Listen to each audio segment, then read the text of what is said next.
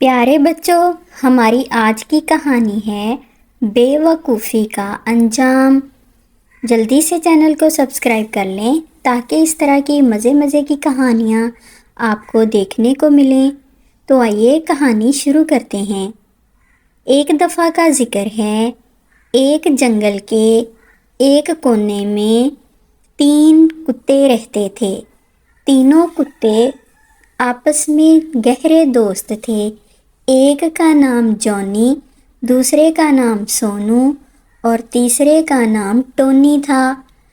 جونو، سونو اور ٹونی صبح سویرے اپنے گھر سے نکلتے اور کھانے کی تلاش میں ادھر ادھر پھرتے اور پیٹ بھر کر شام کو واپس آتے۔ ایک دن ایسے ہی کھانے کی تلاش میں نکلے، لیکن انہیں کہیں بھی کوئی چیز کھانے والی نظر نہ آئی۔ ڈھونڈتے ڈھونڈتے انہوں نے سارا جنگل چھان مارا، نہ ہی کوئی شکار ملا، نہ ہی کوئی کھانے والی چیز ملی، سوائے ہری بھری گھاس کے اور درختوں کے وہاں پہ کچھ نہ تھا۔ اگر کوئی گلہریاں، چڑیا یا چھوٹی چھوٹی چیزیں نظر آئیں تو وہ ان کا شکار نہ کر سکے۔ سونو نے کہا، آج تو بہت بھوک لگی ہے، لگتا ہے بھوکے ہی رہنا پڑے گا۔ ٹونی نے کہا، ہمت نہیں ہارتے، تم تو ایسے ہی دل چھوٹا کر رہے ہو، چلو پھر ڈھونڈتے ہیں۔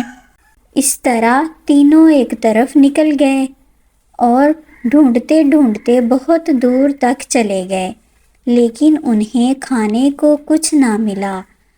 انہوں نے فیصلہ کیا کہ کسی انسانی آبادی کی طرف جاتے ہیں، شاید وہاں کھانے کو کچھ مل جائے۔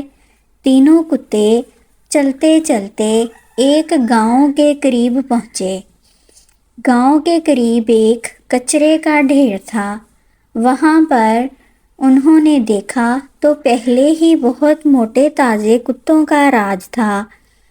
ان اجنبی کتوں کو آتے دیکھ کر وہ موٹے تازے کتے بھونکنے لگے، اور ان کو بھونکتا ہوا سن کر گاؤں کے لوگ وہاں پر اکٹھے ہونے لگے اور سوچنے لگے کہ ضرور کوئی بات ہے جس کی وجہ سے کتے بھونک رہے ہیں، لہٰذا گاؤں والے اپنے ڈنڈے وغیرہ ساتھ لے کر آئے۔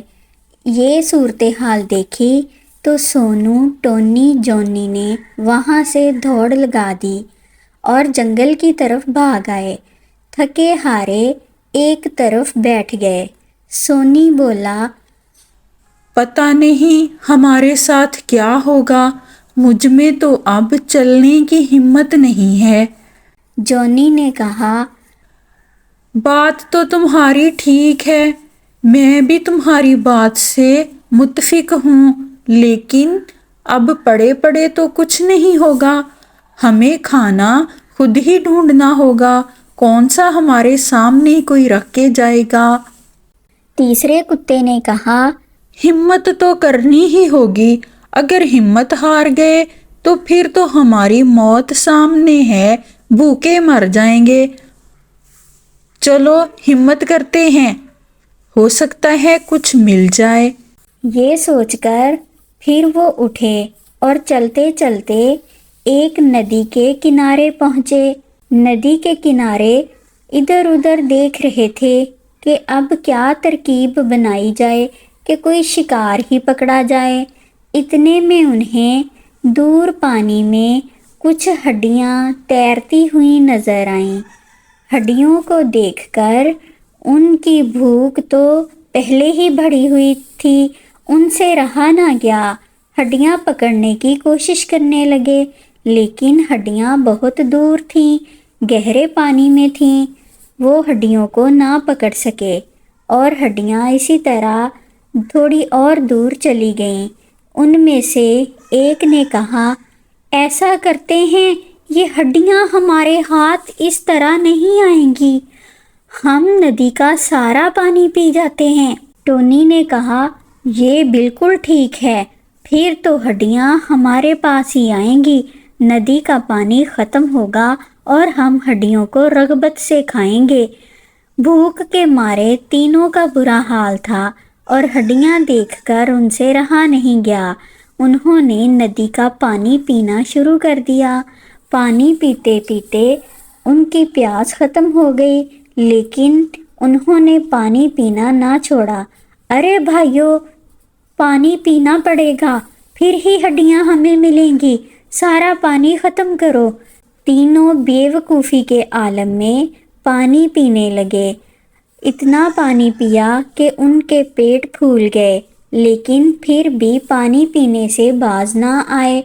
پانی پیتے گئے پیتے گئے پیتے گئے، یہاں تک کہ ان کے پیٹ پھٹ گئے اور تینوں کتوں کی موت واقع ہو گئی۔ تو پیارے بچوں، اس کہانی سے یہ سبق ملتا ہے کہ بے وقوفی میں وہ کام نہیں کرنا چاہیے جو ناممکن ہو۔ ناممکن کام کو کرنے بیٹھو گے تو نقصان اٹھاؤ گے۔